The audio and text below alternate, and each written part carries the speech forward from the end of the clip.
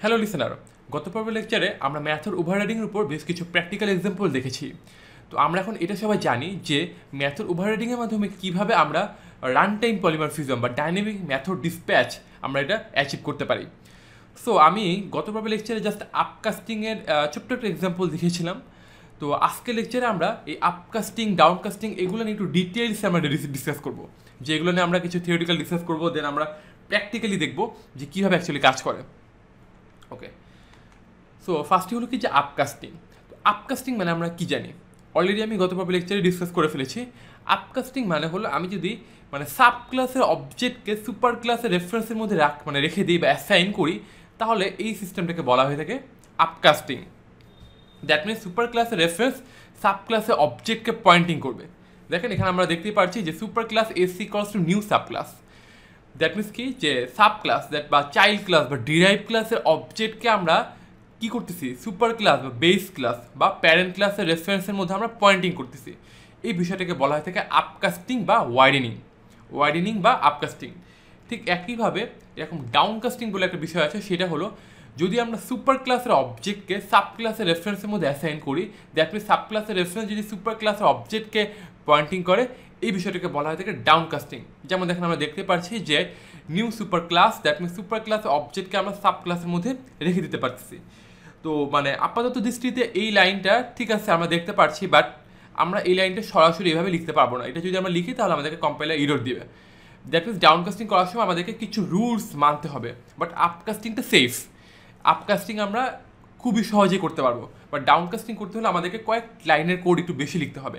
তো আমরা জাস্ট এই আপকাস্টিং ডাউনকাস্টিং একটু ডিটেলসে ডিপলি আমরা বোঝার ট্রাই করবো বেশ কয়েকটা এক্সাম্পলের মাধ্যমে। বিকজ প্রথম দিকে সবাই এগুলো একটু এই জিনিসগুলো একটু ঘাবড়ে যায় যে কেন আমরা আপকাস্টিং করতেছি বা কেন ডাউনকাস্টিং করতেছি। তো এইগুলো নিয়ে আপনাদের ঘাবড়ানোর কোনো কারণ নেই বা এগুলো নিয়ে কোনো চিন্তার কোনো কারণ নেই।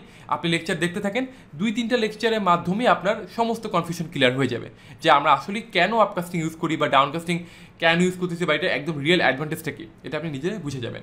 সো আমরা এখন সরাসরি ইক্লিপসে চলে যাচ্ছি। তো আমরা আজকে আপকাস্টিংয়ের কয়েকটা এক্সাম্পল দেখব। তো আপকাস্টিংয়ের এক্সাম্পল দেখার জন্য আমরা যেটা করতে পারি সেটা পলিমরফিজমের মধ্যে দেখাবো, নাকি আপকাস্টিং নামে আরেকটা প্যাকেজ ক্রিয়েট করে তার মধ্যে দেখাবো। এক কাজ করা যায়, আমরা আপকাস্টিং নামে একটা প্যাকেজই ক্রিয়েট করে ফেলি। সরি, ক্লাস না, প্যাকেজ।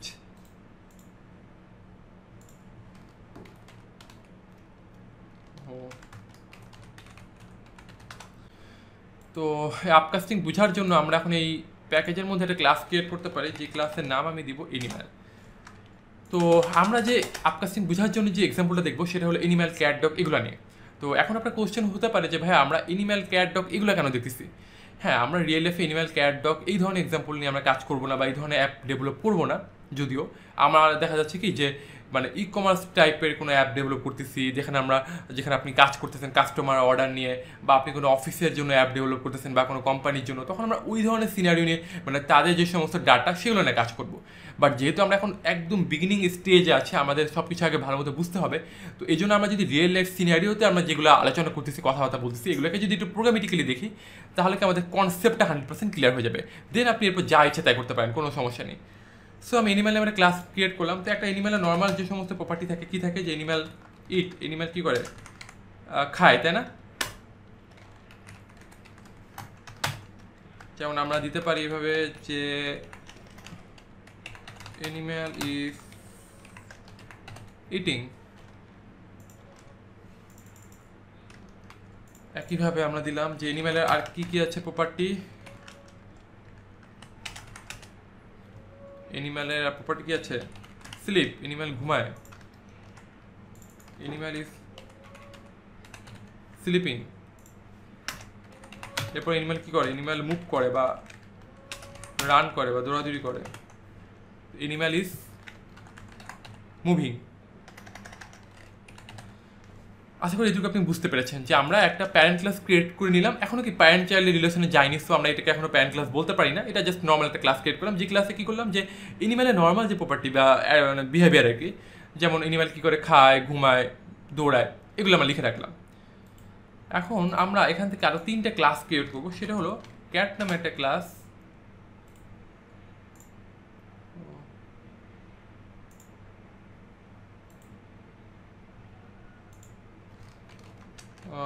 ডগ নামে একটা ক্লাস,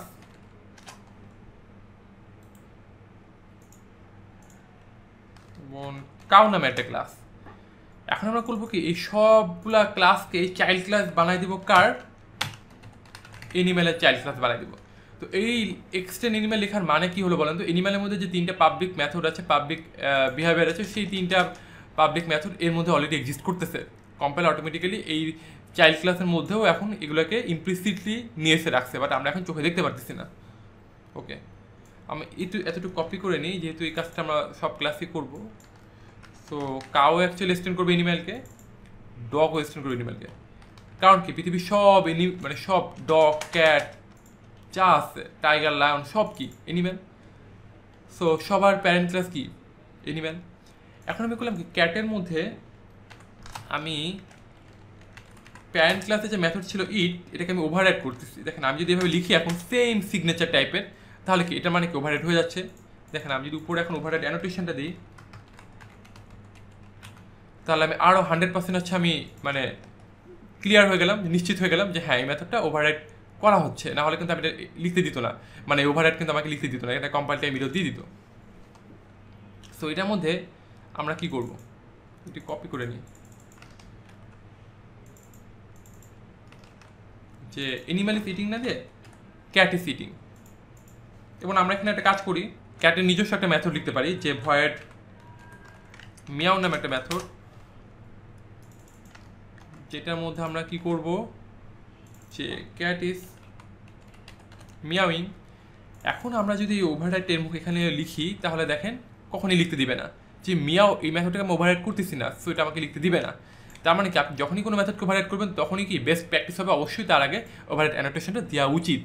তাহলে আপনি নিজেও শিওর থাকবেন হ্যাঁ আমি আসলেই মানে মেথড সিগনেচার টিগনেচার সব কিছু সেম আছে আমার, আমি মেথডটাকে আসলে 100% ওভাররাইড করতে পারছি, এই কারণে ওভাররাইড অ্যানোটেশনটা দিতে পারছি, এই কারণে আমাদের ওভাররাইড অ্যানোটেশনটা সবসময় দেওয়া উচিত, ইউজ করা উচিত। বাট আমরা বেশিরভাগ ক্ষেত্রে দেখা যাচ্ছে প্রোগ্রামার কী করে, ওভাররাইড অ্যানোটেশনটা দেয় না। বাট অবশ্যই আপনারা এটা প্র্যাকটিস করবেন দেওয়ার। হ্যাঁ, তো এখন আমি এটাকে কপি করে কাউয়ের মধ্যেও দিয়ে দিই। দ্যাট মিনস কাউ কী করবে, ইট মেথডটাকে ওভাররাইড করবে। একইভাবে ডগের মধ্যেও দিয়ে দিই, ডগ ওই মেথডটাকে ওভাররাইড করবে। এখন কাউয়ের মধ্যে গিয়ে কী করবো, জাস্ট লিখে দিব কাউ ইজ ইটিং, আর কিছুই না। কারণ কাউয়ের নিজস্ব একটা মেথড থাকতে পারে, যেমন ভয়েড হাম্বা, যেহেতু কাউ হাম্বা হাম্বা করে ডাকে, সো আমরা এখানে এভাবে লিখতে পারি যে কাউ ইজ না দিব, কী দিব, কাউ ইজ দিলাম একটা হাবি যাবি, কাউ ইজ হাম্বিং। হ্যাঁ, হাম্বিং বলে কিনা জানি না। এরপরে দিলাম হচ্ছে ডগের কী হবে বলেন তো, ডগ তো ঘেউ ঘেউ করে, সো বার্কিং নামে একটা মেথড লিখতে পারি।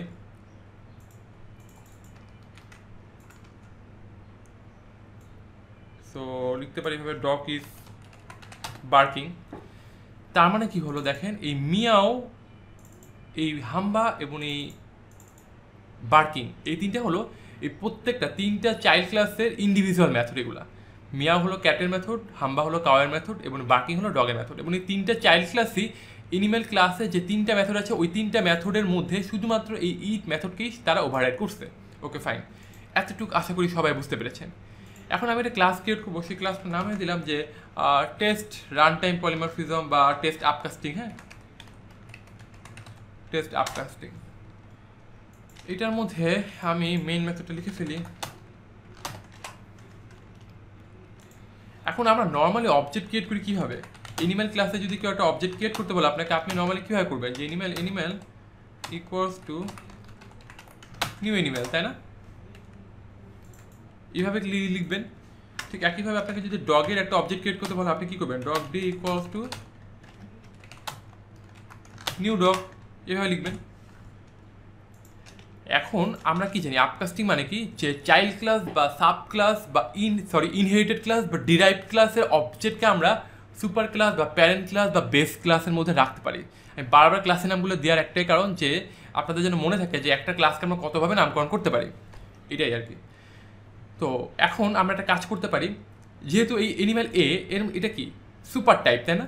আর এই ডিটা কি এখন কি অ্যাকচুয়ালি সাব টাইপ, তাই না? যেহেতু এটা সাব ক্লাস বা চাইল্ড ক্লাসে অবজেক্টকে পয়েন্টিং করতে, এখন আমরা খুব সহজেই আপকাস্টিং করে ফেলতে পারি। কীভাবে করতে পারি, এ ইকুয়ালস টু ডি, তার মানে আমি ডিকে এর মধ্যে অ্যাসাইন করে দিচ্ছি, তার মানে কি হলো, চাইল্ড ক্লাসের অবজেক্টকে আমি সুপার ক্লাসের রেফারেন্সের মধ্যে রেখে দিতে পারতেছি।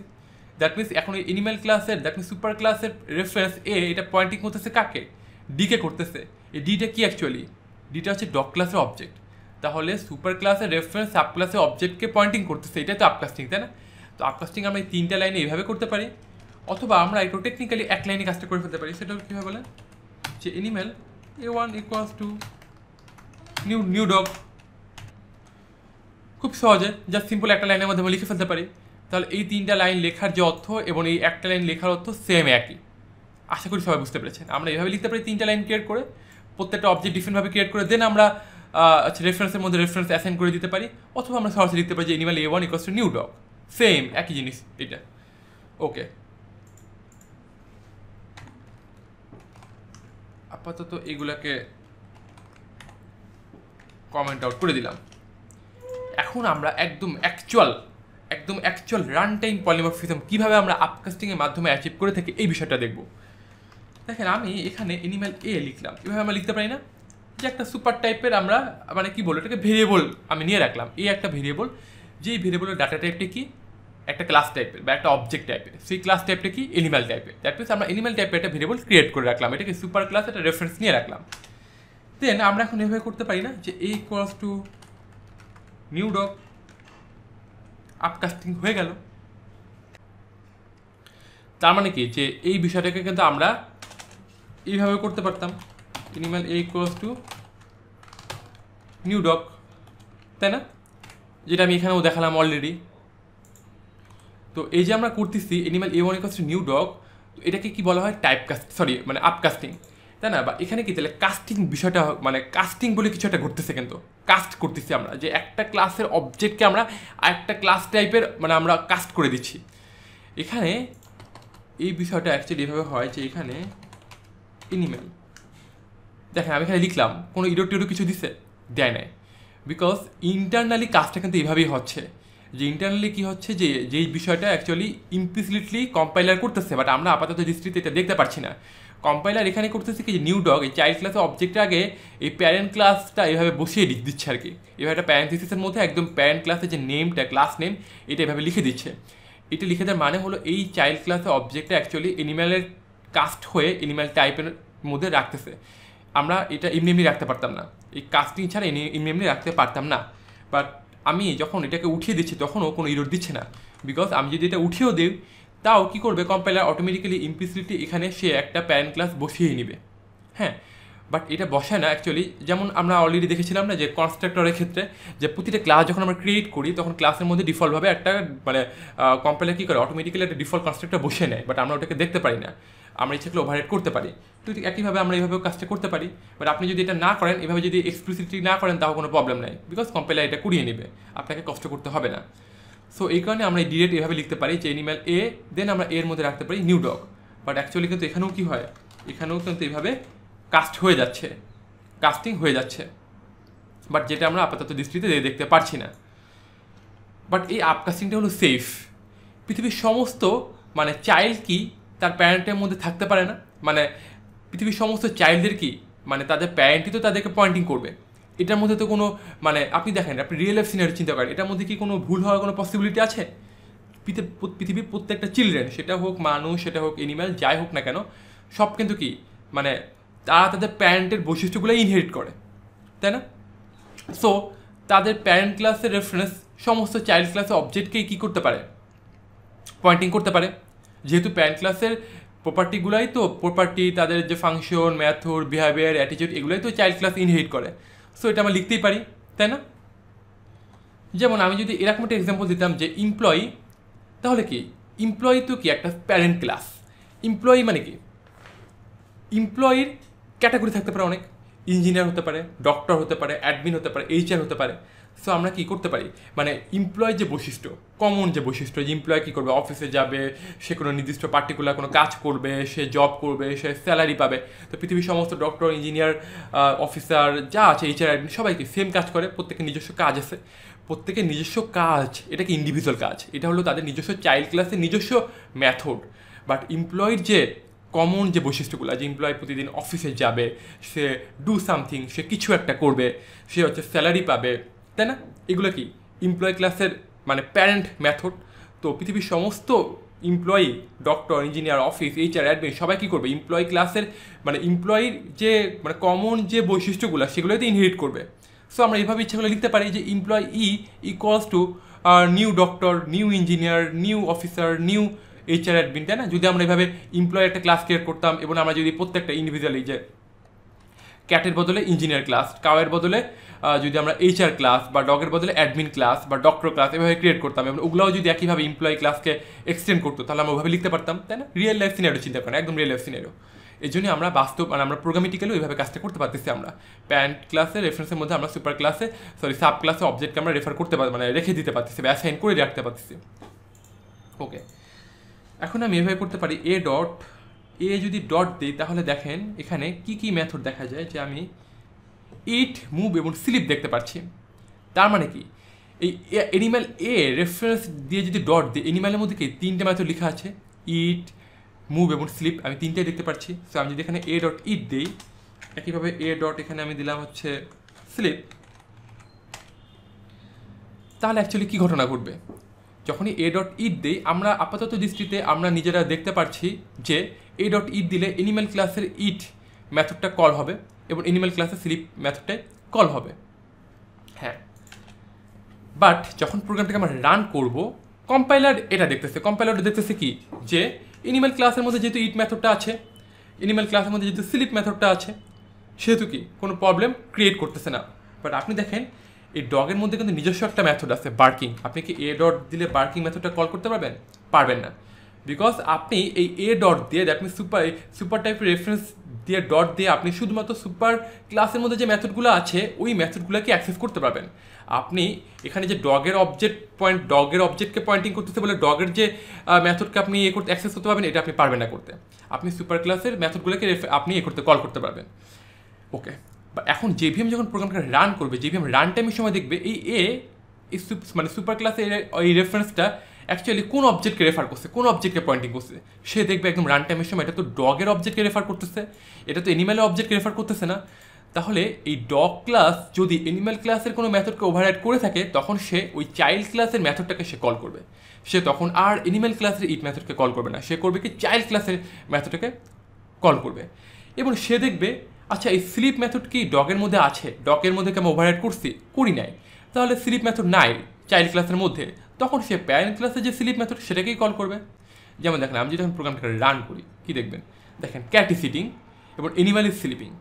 আচ্ছা এখানে ক্যাট ইজ ইটিং দিল কেন, ডগ দিলাম, কি করছি, ওহো দেখছেন এখানে আমার চেঞ্জ করতে ভুলে গেছিলাম, ওই কপি করে নিয়েছিলাম না, এই কারণে প্রবলেমটা হয়েছে। দুইটাকে ডগ করে দিই, ওকে, দেন প্রোগ্রামটা রান করি, দেখেন dog is eating, animal is sleeping. তো এখন যদি আমরা এই মানে ডগ ক্লাসের মধ্যে ইটকে ওভাররাইড না করতাম, হ্যাঁ ডগ ক্লাসের মধ্যে যদি ইটকে ওভাররাইড না করতাম, তাহলে যদি আমি প্রোগ্রামটা রান করতাম, দেখেন animal is eating, animal is sleeping, তখন রান টাইমের সময় মানে কম্পাইলার মানে রান টাইমের সময় জিভিএম দেখতেছে হ্যাঁ ঠিক আছে এনিম্যাল এ ডগ ক্লাসের অবজেক্টকে পয়েন্টিং করতেছে, বা ডগ ক্লাসের মধ্যে ইট মেথডকে আমরা ওভাররাইড করি নাই। তো তখন সে কী করবে, প্যারেন্ট ক্লাসের যে মেথড আছে প্যারেন্ট ক্লাসের মধ্যে ওই মেথডটিকেই সে হচ্ছে কল করবে। আর যখনই আমরা এই ধরনের ওভাররাইড করে ফেলবো, তখন মানে সে প্রায়োরিটি দেবে কাকে, ওভাররাইড মেথডটাকে, চাইল্ড ক্লাস ওভাররাইড মেথডটাকে। তখন সে ঠিকই আবার প্রোগ্রামটাকে রান করি, দেখেন ডগ ইজ ইটিং দেখতে পাচ্ছি। তো একইভাবে আমরা এখন দেখেন যে এ ইকুয়ালস টু, আমরা এখন দিতে পারি না যে নিউ ক্যাট, একইভাবে দিতে পারি এ ইকুয়ালস টু নিউ কি দিয়েছিলাম, কাউ,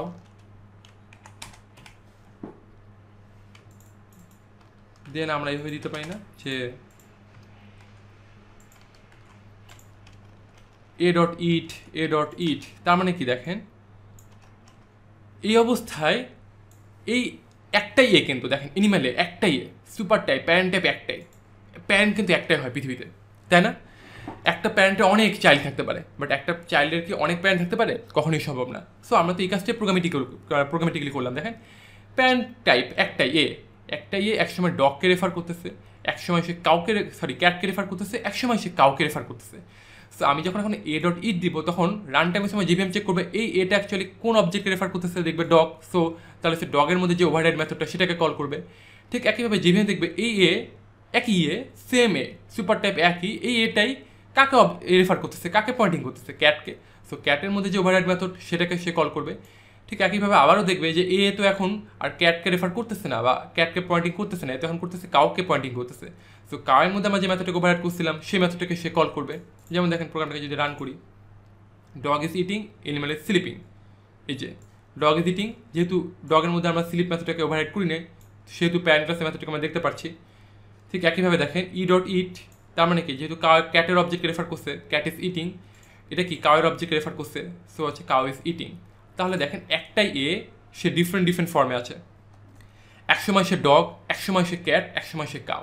যেটা আমি রিয়েল লাইফ একটা এক্সাম্পল দিয়েছিলাম যে আমরা একটা হিউম্যান বিইং, আমরা নিজেরা এক এক সময় এক এক ফর্মে থাকে, আমরাই এক একটা পলিমরফিজমের বেস্ট উদাহরণ। যেমন আপনি এক সময় হয়ে যাচ্ছেন প্যাসেঞ্জার, আপনি হয়ে যাচ্ছেন কাস্টমার, আপনি হয়ে যাচ্ছেন স্টুডেন্ট, আপনি হয়ে যাচ্ছেন আপনার বাসার সন, তাই না?